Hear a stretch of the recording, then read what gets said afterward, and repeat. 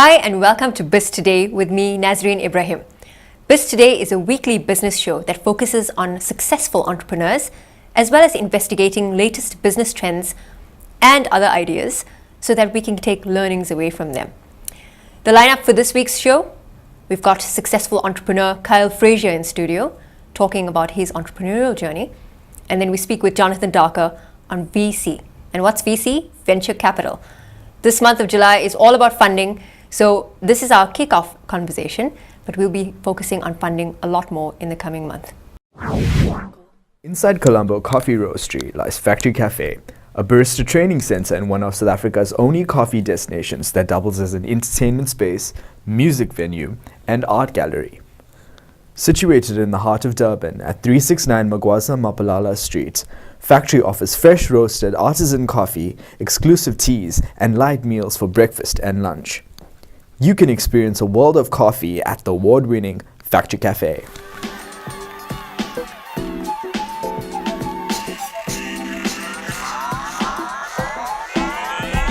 Okay, so to my left here is a Probat 25 kg drum roaster. It uses gas burners underneath the roaster, the drum, to heat the drum. What we then do is through the hopper at the top of the roaster, we drop the coffee into the drum. The drum has paddles inside it which move and churn the coffee, which allow for a consistent roast profile and consistent roasting of all the coffee beans inside the drum. We roast the coffee for between 10 and 16 minutes depending on the type of coffee flavor we're after. And we then also roast our coffee to a light medium roast profile. What that means is we then keep a lot of the flavors, a lot of the oils that are in the coffee inside the coffee, so that they're then saved for when they're made in the cafe. Once the coffee reaches the desired temperature it's been roasted to, we then drop it out of the drum into the cooling tray. The cooling tray has a big fan that sucks air away from the coffee beans, because we effectively cook the coffee very quickly and we don't want it to overcook. So we then try and cool it down and stop the cooking process as quickly as possible. That'll sit for about 4 or 5 minutes in the cooling tray. And then from there, we'll drop it into our food safe bins that are plastic linings, which we then seal. We want to make sure we preserve as much of the freshness in the coffee. From there, we then pack it according to order. So our customers will phone us and they'll ask for a particular blend or a particular origin, and we pack the coffee for them. The people we supply are independent coffee houses around the city, some hotels and some popular restaurants all over Durban. We then have an online store, and we have Durbanites who have moved to either Joburg or Cape Town who regularly order online, and we will then pack their coffee order for them and ship it via courier to either Joburg or Cape Town. And now over to Kyle Frazier's other business. Plus Narrative specializes in digital strategy, web and app development, user experience design, social media marketing, content production, copywriting, photography, and videography. Plus Narrative is a results-driven digital marketing agency that isn't afraid to push the boundaries in order to see your business grow. Find them at the Foundry, 2nd floor, 43rd Station Drive in Berea. Our entrepreneur of the week on BizToday is Kyle Frazier. A driven entrepreneur and consultant, Kyle Frazier's impressive resume includes being a marketing director and co-owner at the iconic Colombo Tea and Coffee. He's also the founder and co-owner of one of Durban's hippest coffee places, the Factory Cafe, and now director of strategy at Plus Narrative, a strategic content marketing and development agency. Plus Narrative's philosophy: understand, strategize, create, engage. Kyle, those are my power words. They're power words for me. I absolutely love those.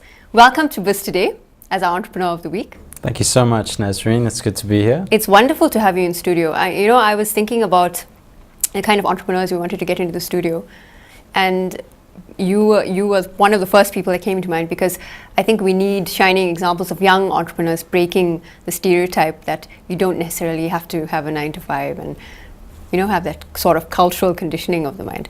So thanks for joining us on the show.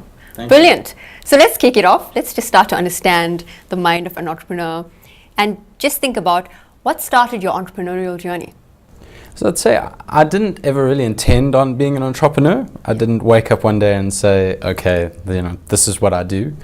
I think at school I wasn't exactly the type of person that you'd want to lead. and I ended up taking on sort of leadership roles. Yeah. In some cases, not too often, if I'm honest. When I was doing my degree, I thought that I'd go into corporate life. I really didn't think that I'd be an entrepreneur. And what started it all off, I think, was at my time at Colombo. I had the opportunity to start to run a business the way that I wanted to run it. And I took that on as an entrepreneur. And that's what I also want to explore a bit more. Because if you're going to tell us a little bit more about what Colombo Tea and Coffee was. Yeah. And how did you hook onto that idea that it could be something so much more? So, and again, I didn't do that necessarily intentionally. Yeah. When I joined the business, I knew that it wasn't the way that it could be. And the way that it could be was just a figment of my imagination. And the way that I supposed that it would be in the future isn't the way that it is now.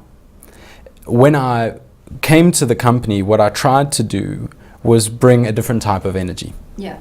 And I tried to formulate a business and a brand in the way that people would grow to love. I didn't necessarily try and change everything. I tried to use what we had. So when I joined Colombo, I found a very old business that was blending tea and roasting coffee. And I tried to take those things about the business that I loved the most, because we were doing other things too.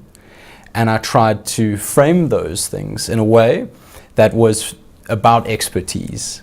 So I'm going to think about this a little bit. You went into Colombo Tea and Coffee, were you officially approached as an employee and then came in with an entrepreneurial spirit?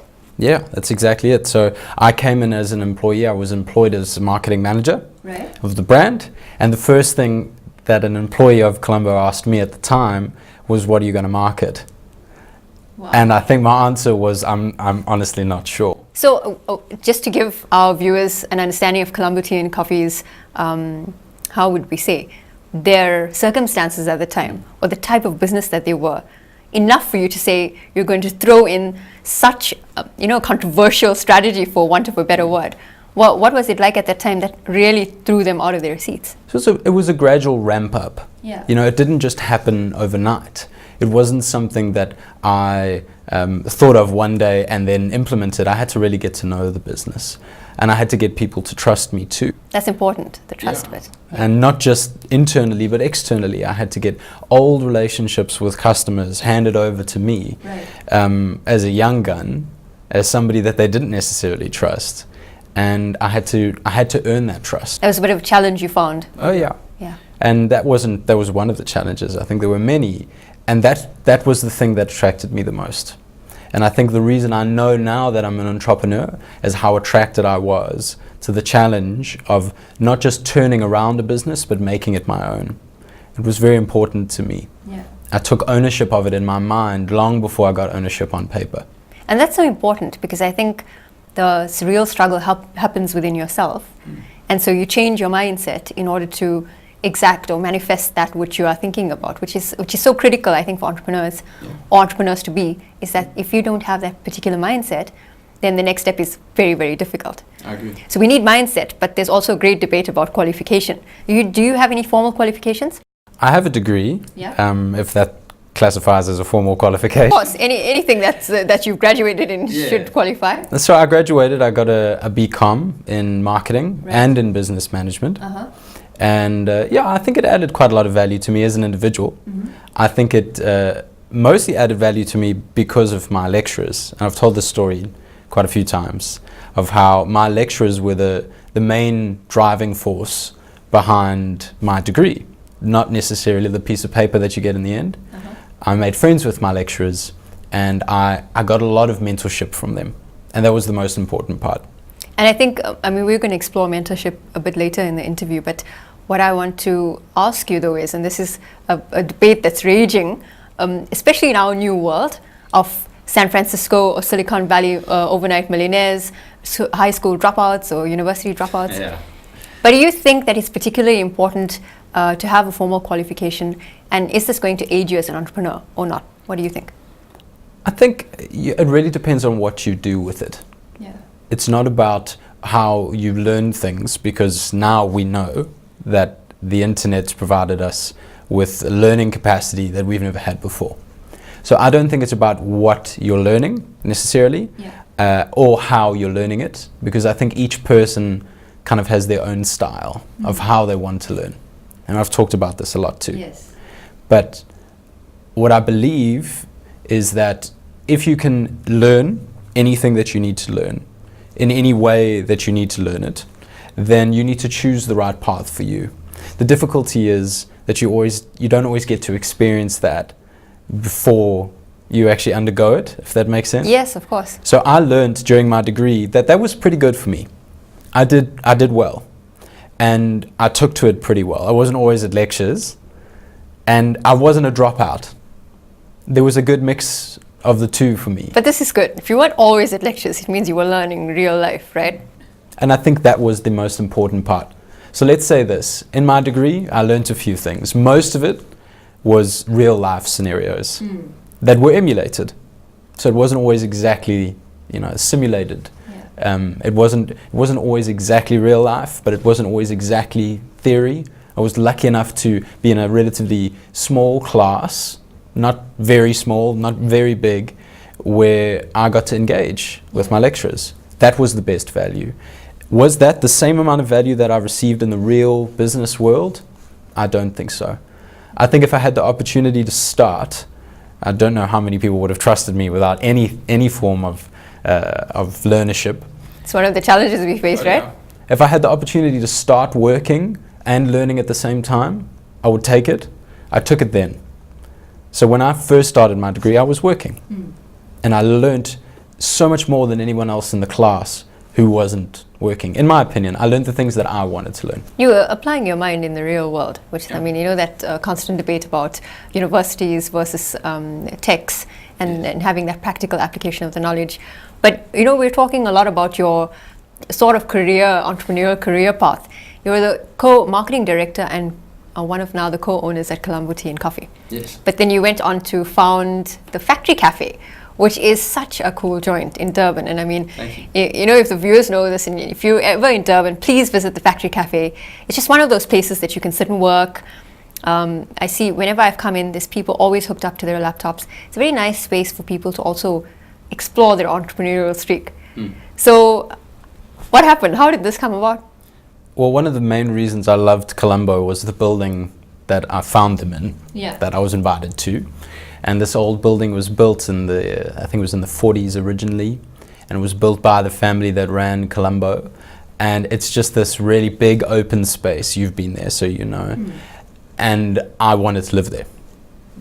I thought that I could literally have one of those sort of New York meat market sort of loft apartments. Of course. Well, just please let us know where it's based again. It's 369 Gale Street. It's now called Magwaza Mapalala, one road below Umbilo Road in Glenwood. And it's an industrial area. So when I said I wanted to live there, I think that would have been more logical than setting up a cafe. And so we did the cafe. And that's part of my personality as well. A lot of people said, this isn't going to work, including myself. And that made me want to challenge it even more. That made me want to do it.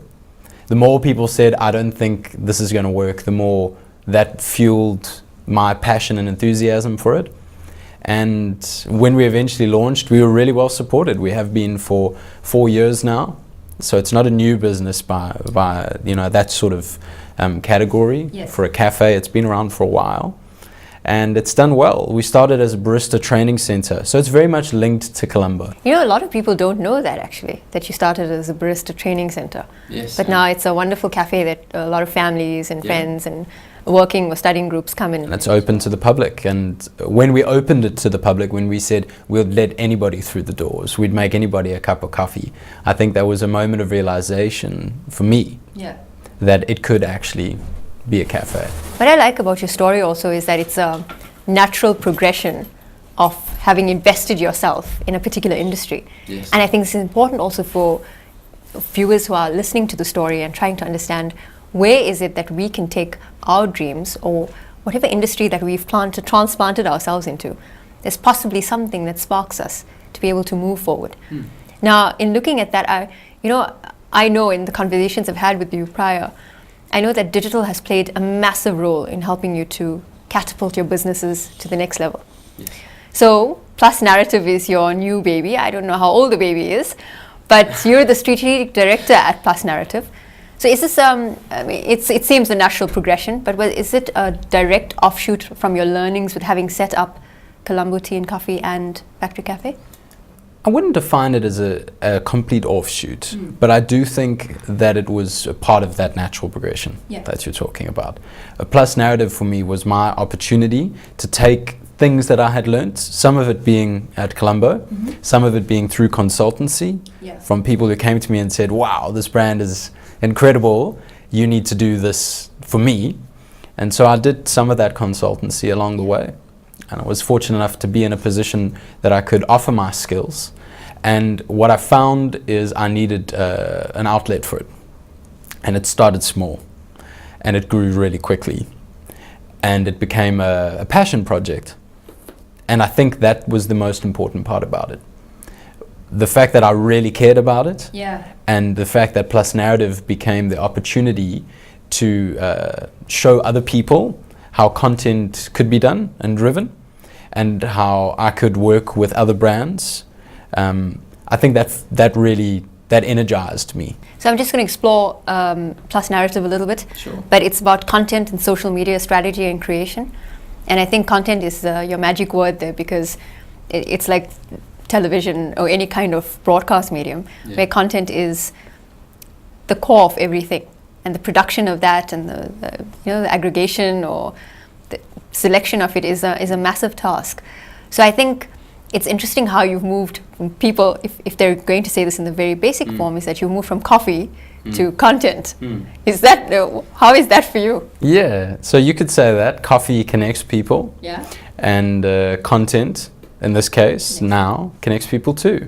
Connects brands to people, connects people to brands, and people to other people. So yeah, I do see it as the same relationship building, the same community building. We built a community in coffee, not just at the Factory Cafe, but other cafes that I've consulted for and helped and been part of. And we built a community around Colombo, around the brand. And I have done the same thing for other brands too. And so it's, I think it is that connector. Remembering also that at Colombo I did have the opportunity to do a lot of content marketing. I had the opportunity to take our relatively low budget and spend it on the things that I believed really engaged with people. So we created content marketing campaigns before I knew that was a thing, and we created email campaigns before I knew I'd be doing that for other people. We created communities on social media before they were monetized. And that was my gradual progression. The ramp up was my opportunity to actually offer that as a service. So we've explored a bit about your early life and the fact that do we need a qualification or not. And also you seem to be a bit of serial entrepreneur, which is, I like the story, and I like that we're telling it to our viewers, because to be a serial entrepreneur is something else. You've got to have that incredible passion to say, I can give life to many visions. And there are many of us who are entrepreneurs, and we're building one business and we're trying to create a legacy or offshoots out of that. So it brings me to my next question, which is vitally important for us to understand as entrepreneurs. What are the top qualities that we should be looking out for, or that people will identify as someone who could be successful as an entrepreneur? You know, and I think I read a lot of content about this every day. And I'm engaging with stuff all the time that says, this is how you need to be an entrepreneur. Do you often, you've got to take it with a pinch of salt sometimes? You do. And a lot of the time it's rubbish, because there's not this one size fits all. That's right. Approach, and I've started a podcast recently about that. All right, where can people find that? It's not released just yet, but I'll let you know when the time comes. Maybe we can talk again. That will be great. Yeah, and I believe that the things that I have that make me the entrepreneur that I am aren't necessarily the things that everybody needs, but we can talk about those. So one of the qualities that I think I bring to a business, to entrepreneurship, is tenacity. So you said energy and the bringing life to new things and continuously. A lot of people have said to me, when do you stop? And I don't really. I think that's part of my personality. I'm really excitable, and I get very easily distracted. And I think that's a good quality when it comes to an entrepreneur, not just a serial entrepreneur, but an entrepreneur in business. Is you've got to have the energy to want to keep going. And another one of those qualities I think I could define in myself as flexibility. I'm not afraid to change something. I embrace change. When I saw the opportunity to change something at an old business, I took it. Even though it was a really big challenge and everybody said, don't try this. And every book you read will say, don't reposition, don't rebrand, don't take on those projects. It was something that I really wanted to do. And I think that's that sort of flexibility, that love of change. That's another thing that I think fuels me. And something really important to me as an entrepreneur, which I know other friends of mine who aren't entrepreneurs and who are, don't necessarily agree. But I think it's very important to have vision. And that doesn't necessarily mean a 5-year plan. Of course. But I like that you said that, because a lot of entrepreneurs are struggling to grasp all the requirements for you to be able to begin a business and don't necessarily know how to go about accessing finance, registering a company, networking with the correct people. So I like that you said that. It gives people who want to explore that option hope that we don't have to follow what is called the tried and tested method, although that does work. There are many ways to do the same thing and be successful. And you remind me so much of reading Donald Trump's book, Think Big and Kick Ass, and he says, he's one hell of a character, but some of his lessons are pretty good, and I remember them sometimes. And he says people advised him strictly against buying what is now Wall Street. And I think he owns most of the real estate in New York City. And he took it anyway, and it's far exceeded its market value. But you remind me so much of that, because I think that's a very striking quality in an entrepreneur, is to be able to see value in something that other people can't readily see that. So that's incredible. Malcolm Gladwell calls that disagreeableness. So I'm not just going to do things because everyone else agrees that that's the right way to do it. And you can see that as argumentative in some cases, but a lot of the time it's because I stand up for what I believe in. And if entrepreneurs do that, then already if you can back that up with some sort of substantiation, you're winning over people. You're being an activist for something. You're not just doing it for the sake of it. And that's another very important thing for me. And I want to explore that now. I want you to say, obviously, well, not to say, to advise young people out there, young entrepreneurs to be, because that authenticity within yourself and the conviction to be able to build something of value is what will ensure that it lasts. You build a legacy that lasts and inspires others. We hope so. And we hope so, right? And that's what we're able to gauge from listening to you speaking. That's exactly what I'm getting. So what would you say to young South Africans? Are there best advice you could give to an entrepreneur to be able to start up, especially in this economy? I think right now you need to identify something that people need before they know that they need it. And that's a difficult thing to do. Or you could potentially look at it differently and say, if you've got a really good idea and everybody thinks that it's a good idea, you might want to investigate as to why. And the reason I say that is often when you start something, just because people are all agreeing with you, that doesn't necessarily mean you're going to be successful at that thing. And a lot of people get very excited. And the reality is we can be stubbornly optimistic as entrepreneurs. I am. When I believe in something, I'm stubbornly optimistic. I won't let anybody stand in my way. And sometimes you're barking up the wrong tree. And I'm not talking about market research.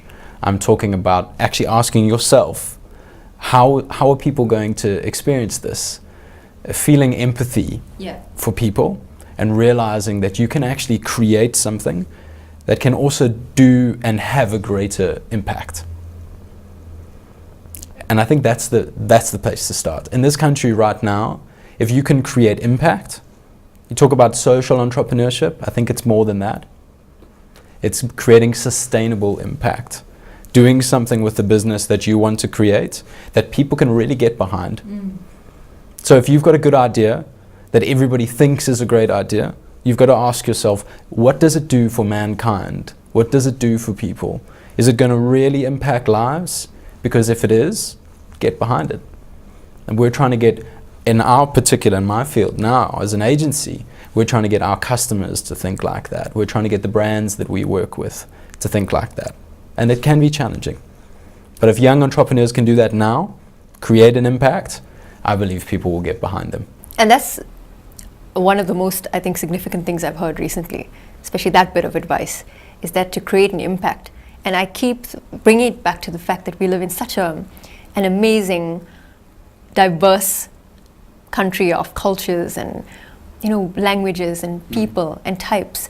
And so the ability for you to navigate that is so much more defined, because it's so real that if you're able to identify a certain problem, like you say, the innovation and all those wonderful buzz keywords that we have in our industries, and create real change from that.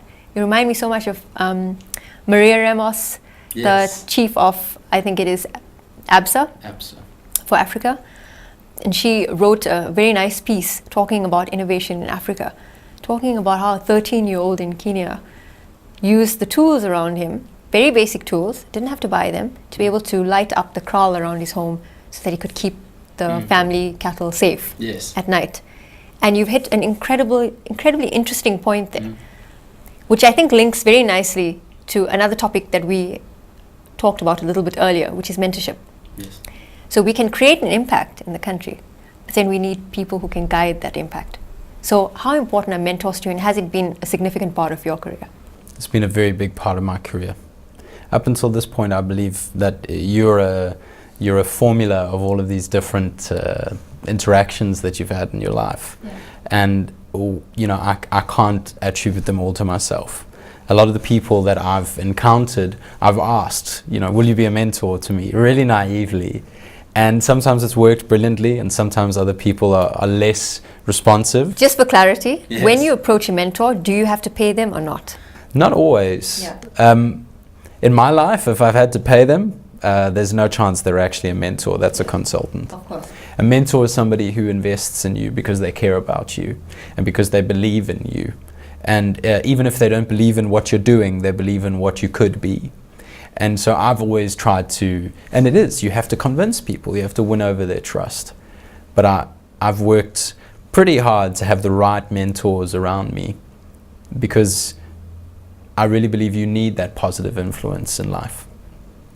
Kyle, to sadly come to a close in our very, very interesting conversation. I'm sure we're going to get you back on the show and talk about a number of different issues that are affecting young entrepreneurs in South Africa.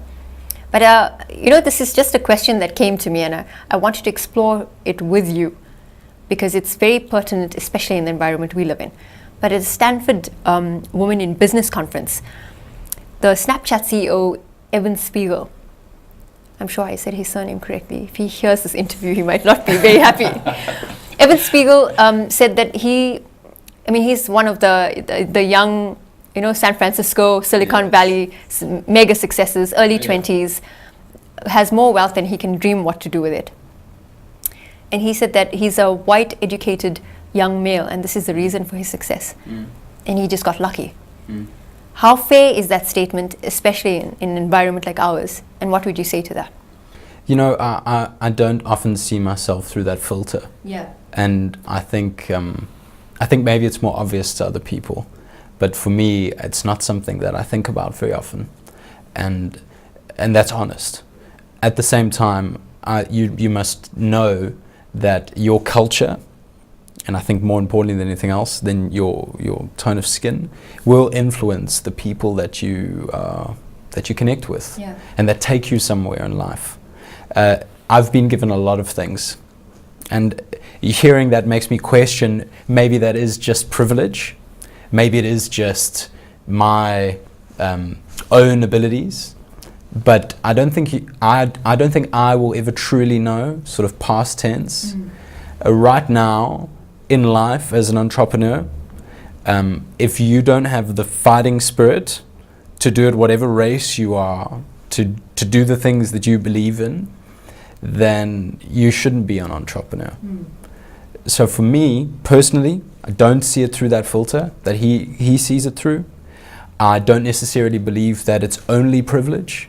Have I been privileged? Most definitely. I definitely have. I can't question that. But I think we live in a time now where if we focus on that and that alone, I think we're missing the point. Yeah. And he at this point can say and look back and be retrospective and say, I think it's his privilege. Me right now, at this point, I like to think that I've done what I've done up until this time of my life, mostly out of the connections around me and my own tenacity. And I hope that in the future, the same thing will apply. I hope to get rid of that boundary. And maybe that's part of the impact, is work with people who I'm not supposed to work with. Everyone tells me that's not a good idea. Maybe that's something that we can challenge. Kyle, your example is a shining and inspiring one for young South Africans. You've built up 3 amazing businesses that are on the road to everywhere.